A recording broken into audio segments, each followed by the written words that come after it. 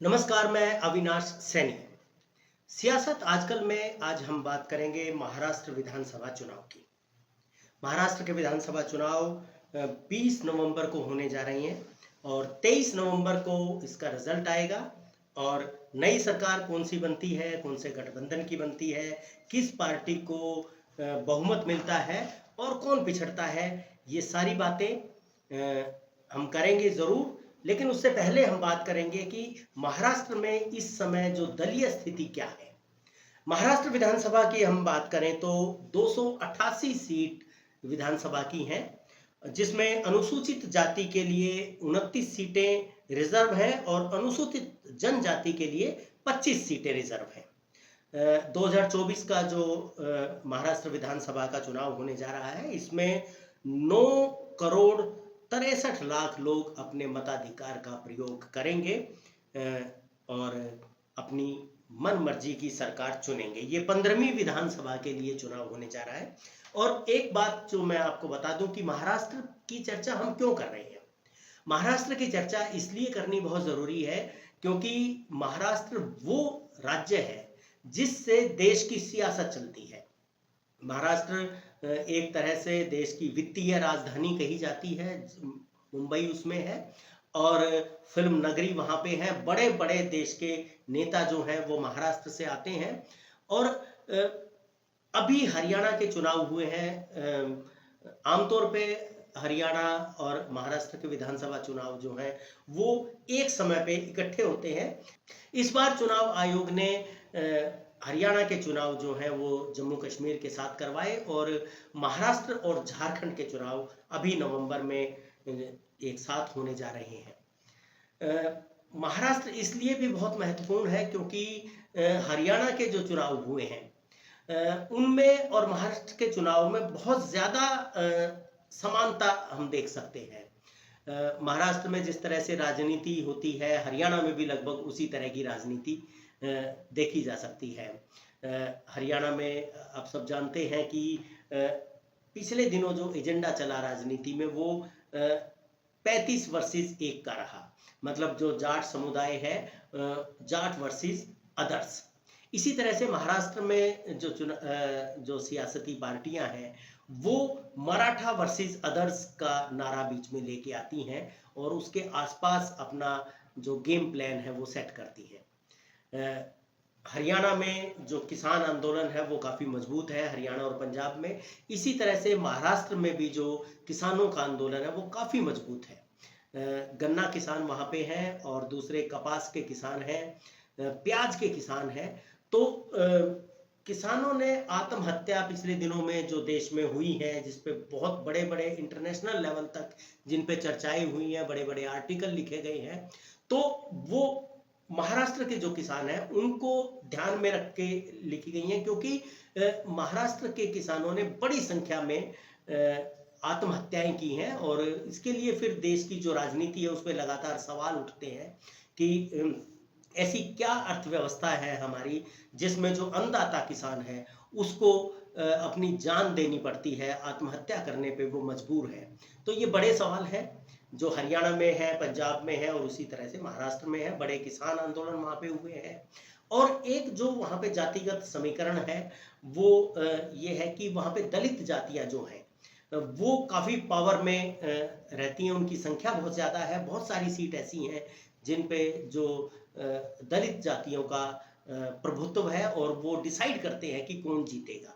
तो इसलिए जो हमारी बड़ी राजनीतिक पार्टियां हैं वो इस बात को ध्यान में रखते हुए अपनी रणनीति बनाती है कि अगर आपको वहाँ पे सत्ता प्राप्त करनी है तो फिर क्या समीकरण बनाने हैं और किस तरह से इन जातियों को और जो 6 क्षेत्र है महाराष्ट्र के उनको किस तरह से साधना है। तो हरियाणा के चुनाव हमने देखे, हरियाणा और महाराष्ट्र की बात इस तरह से भी एक जैसी सी है क्योंकि हरियाणा के जब लोकसभा चुनाव हुए तो एक बड़ा फेरबदल यहाँ पे देखने को मिला। यहाँ पे 10 सीट जो लोकसभा की हैं उसमें से 5 सीटें कांग्रेस ने हासिल की, जबकि पिछली बार 2019 में 10 की 10 लोकसभा सीट जो है वो बीजेपी ने जीती थी। तो 5 सीटें कांग्रेस उससे हासिल करने में कामयाब रही। यही हाल महाराष्ट्र का अगर हम देखें तो महाराष्ट्र में इस समय पे बीजेपी और शिवसेना और जो अजीत पवार की जो पार्टी है उसका गठबंधन है, महायुति गठबंधन, उसकी सरकार है। इसके बावजूद वहां पे जो कांग्रेस का गठबंधन है, महाविकास अघाड़ी, उसने लोकसभा की बहुत सारी सीटें वहां पे जीती हैं। कांग्रेस सबसे बड़े दल के तौर पे उभर के आई है और एक बड़ा वोट परसेंटेज वहां पे कांग्रेस ने हासिल किया है। शरद पवार की जो एनसीपी है उसने हासिल किया है और जो शिवसेना उद्धव ठाकरे की है उसने हासिल किया है। तो एक तरह से 2019 का जो चुनाव था, जिसके बाद एनसीपी में और जो शिवसेना है उसमें टूटन हुई और उसके बाद जो एक गठबंधन बना था, वो गठबंधन जो कांग्रेस का और शरद पवार की जो एनसीपी है और उद्धव ठाकरे की जो शिवसेना है उसका गठबंधन था, महाविकास अघाड़ी, उसकी सरकार थी 2019 में बनी थी वो। और उसके बाद 2022 में वो सरकार गिर गई और बीजेपी के समर्थन से जो एकनाथ शिंदे हैं वो वहां पे मुख्यमंत्री बने। तो बीजेपी नीति सरकार होने के बावजूद वहां पे लोकसभा चुनाव में जो बीजेपी गठबंधन है उसने बहुत लचर वहां पे प्रदर्शन किया और एक चिंता जो है वो भारतीय जनता पार्टी के जो शीर्ष नेतृत्व है उसके माथे पे खास तौर पे दिखाई देती है। शायद ये उसी का नतीजा है, हम कह सकते हैं कि जो महाराष्ट्र के चुनाव, हरियाणा के चुनाव के बाद में जो करवाने का फैसला लिया गया, उसके पीछे भी कोई ना कोई ऐसा कारण हमें दिखाई देता है कि हरियाणा में एक प्रयोग किया जाए कि किस तरह से लोकसभा चुनाव में पिछड़ने के बावजूद भारतीय जनता पार्टी वहां पे तीसरी बार सरकार बना सकती है। वो फार्मूला यहाँ पे लगाया गया और कुछ खास समीकरण यहाँ पे बैठाए गए और एक तरह से जो सारे एग्जिट पोल है, प्री पोल है, जो कांग्रेस के पक्ष में एक हवा बता रहे थे, आंधी बता रहे थे, वो सब पीछे छूट गई और कांग्रेस को पछाड़ते हुए भारतीय जनता पार्टी तीसरी बार यहाँ पे सरकार बनाने में कामयाब हुई। तो मुझे लगता है कि ये जो फार्मूला हरियाणा में भारतीय जनता पार्टी ने अपनाया, ये फार्मूला महाराष्ट्र में कैसे लागू होगा, इस दृष्टि से भी शायद चुनाव वो थोड़ा देर से हुए हैं। तो ये सब बातें हम करेंगे। 2019 की अगर हम बात करें तो 2014 विधानसभा के लिए जो चुनाव हुए थे उसमें भारतीय जनता पार्टी और शिवसेना ने मिलकर चुनाव लड़ा था और उसमें भारतीय जनता पार्टी 105 सीटें जीतने में कामयाब हुई थी और शिवसेना को 56 सीटें मिली थी। कांग्रेस को 44, एनसीपी को 54, समाजवादी पार्टी को 2, आरपीआई रामदास अठावले को 1, मनसे को 1, पीडब्ल्यूपी को 4, सीपीएम को 1 और अन्य को 32 सीटें यहाँ पे मिली थी। तो उस समय पे मैंने आपको बताया कि भाजपा और शिवसेना ने मिलकर चुनाव लड़ा, लेकिन शिवसेना ने मुख्यमंत्री पद की मांग की जो कि भारतीय जनता पार्टी को उस पर सहमति नहीं बनी और भारतीय जनता पार्टी ने अपना मुख्यमंत्री बनाने के लिए दबाव बनाया। शिवसेना ने उन्हें समर्थन नहीं दिया और इस तरह से गठबंधन टूट गया और शिवसेना ने कांग्रेस और एनसीपी के सहयोग से 2019 में अपनी सरकार बनाई जिसमें उद्धव ठाकरे हैं वो 19 में मुख्यमंत्री बने। तो महाविकास आघाड़ी की ये सरकार थी जिसको 172 एमएलए जो है विधायक हैं उनका समर्थन प्राप्त था। 145 के समर्थन से सरकार बन सकती है, लेकिन वो इससे ज़्यादा ये उनको मेजोरिटी मिली।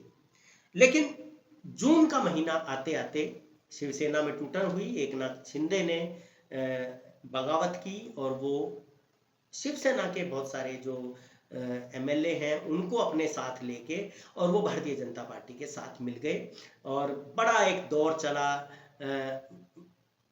एक दूसरे पे आरोप लगाने का, एक दूसरे को पार्टी में सेंध लगाने का, और उसमें एकनाथ शिंदे कामयाब हुए।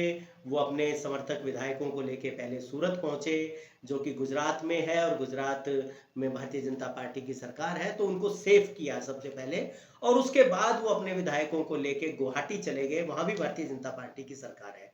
तो इस तरह से शिवसेना में टूटन हुई और एकनाथ शिंदे भारतीय जनता पार्टी के सहयोग से मुख्यमंत्री बने। भारतीय जनता पार्टी के देवेंद्र फडणवीस, उप मुख्यमंत्री बने। और ये सरकार जब बनी तो उसके बाद एनसीपी में भी टूटन हुई और अजीत पवार जो है वो शरद पवार के भतीजे हैं, वो अपने समर्थक विधायकों को लेके इस सरकार में शामिल हो गए। ये 2023 की बात है।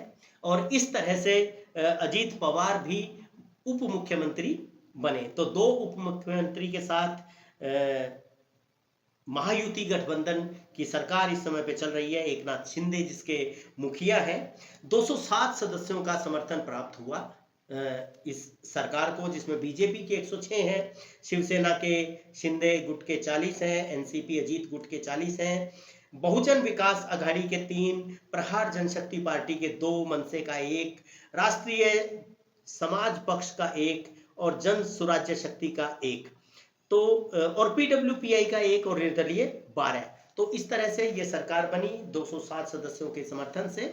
और 76 सदस्य बच गए विपक्ष में, जो महाविकास आघाड़ी जो गठबंधन बना, जो एनसीपी, कांग्रेस और शिवसेना, जो बाल ठाकरे शिवसेना है उद्धव ठाकरे की। तो ये एक इस समय की दलीय स्थिति है महाराष्ट्र की। इसके बाद अभी पिछले दिनों 2024 के लोकसभा चुनाव हुए। इन लोकसभा चुनाव में कांग्रेस का जो गठबंधन है, महाविकास आघाड़ी गठबंधन, इसने बहुत ही शानदार प्रदर्शन किया। और जैसे कि उम्मीद थी कि भारतीय जनता पार्टी और शिंदे की जो पार्टी है, शिवसेना और अजीत पवार की जो पार्टी है, वो काफी संख्या में उनके एमपी जीत के आएंगे, लेकिन हुआ बिल्कुल उल्टा। कांग्रेस सबसे बड़े दल के तौर पे वहां पे उभरी है। 13 सीट वहां पे कांग्रेस ने जीती हैं। और एक बड़ा जो वोट बैंक है वो कांग्रेस के पक्ष में शिफ्ट हुआ है। तो ये इस समय पे जो अपर हैंड जिसको कह सकते हैं, लोकसभा चुनाव को ध्यान में रखते हुए उससे जो आंकड़े निकलते हैं, उसके हिसाब से कांग्रेस का जो गठबंधन है, महाविकास आघाड़ी जो गठबंधन है, वो काफी मजबूत स्थिति में चुनाव से पहले दिखाई दे रहा था।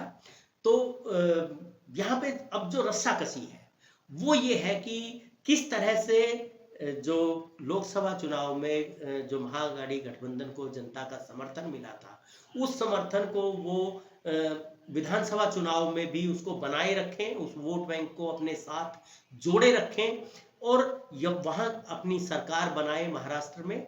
ये उनके सामने चुनौती है। और दूसरी तरफ भारतीय जनता पार्टी का जो गठबंधन है, उसके सामने ये चुनौती है कि किस तरह से हरियाणा की तरह से महाराष्ट्र में भी पलटी मारी जाए और अपनी सरकार दोबारा से बनाई जाए। तो ये जो रस्साकसी चल रही है, इसी के बीच में इस समय महाराष्ट्र चुनाव है। सारे मुद्दे, आमतौर पे हम बात करते हैं कि राजनीति जो है मुद्दों पे आधारित होनी चाहिए।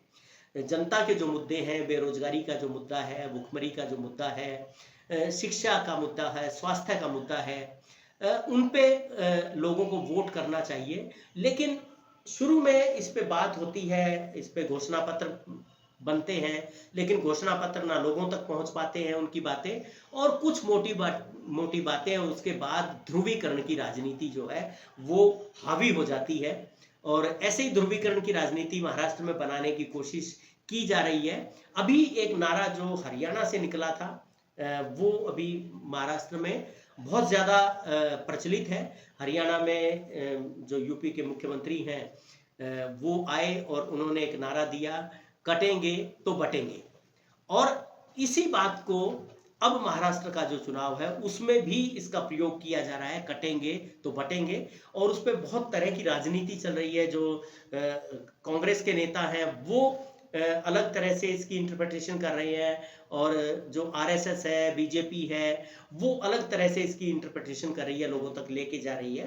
तो इसके बीच में किस तरह से जो हिंदू वोट बैंक है उसको बीजेपी के पक्ष में जोड़े रखा जाए, और जो जातिकरण समीकरण है, जो मराठा और गैर मराठा की जो राजनीति है, उसको साध के किस तरह से वोट को अपने पक्ष में लिया जाए, ये बीजेपी का एक कोर उनकी कोशिश है इस तरह से हो। और कांग्रेस की जो कोशिश है वो ये है कि किस तरह से जो लोकसभा चुनाव में एक माहौल बना था कांग्रेस के पक्ष में, और जिसमें राहुल गांधी ने जो उनकी यात्रा थी उस यात्रा के दौरान उन्होंने दो बहुत बड़ी चीजें, दो मुद्दे उन्होंने उठाए थे। एक संविधान की रक्षा का मुद्दा उन्होंने उठाया था, दूसरा आरक्षण। तो उन्होंने रखा था कि अगर बीजेपी की सरकार आती है तो संविधान खतरे में पड़ जाएगा और आरक्षण को खत्म कर दिया जाएगा। तो आरक्षण को बचाने के लिए, संविधान को बचाने के लिए उन्होंने बहुत सारी वहां पे जनसभाएं भी की थी। और उसका असर ये देखने को मिला कि जो पिछड़ी जातियां हैं, ओबीसी जातियां हैं और जो दलित समुदाय है, वो बड़ी संख्या में और कांग्रेस के पक्ष में लामबंद हुआ था, जिसका असर लोकसभा के चुनाव में हमें देखने को मिला। तो अभी देखने की बात यह है कि क्या कांग्रेस अपनी उसी जो राजनीति का तरीका है, जो रणनीति है, उसको विधानसभा चुनाव में उतार पाती है, या जो बीजेपी है वो अपनी जो कोशिशें हैं ध्रुवीकरण की, उसमें कामयाब होती है। तो इसी के बीच में हम महाराष्ट्र चुनाव पर बहुत सारी बातें करेंगे, नई नई जानकारियां आप तक लेकर आएंगे, और क्या घटनाक्रम वहां पे होता है, क्या नई सियासी रंग वहां पे फैलते हैं, उन सब को आप तक लेके आएंगे। तो देखते रहिए सियासत आजकल। नमस्कार।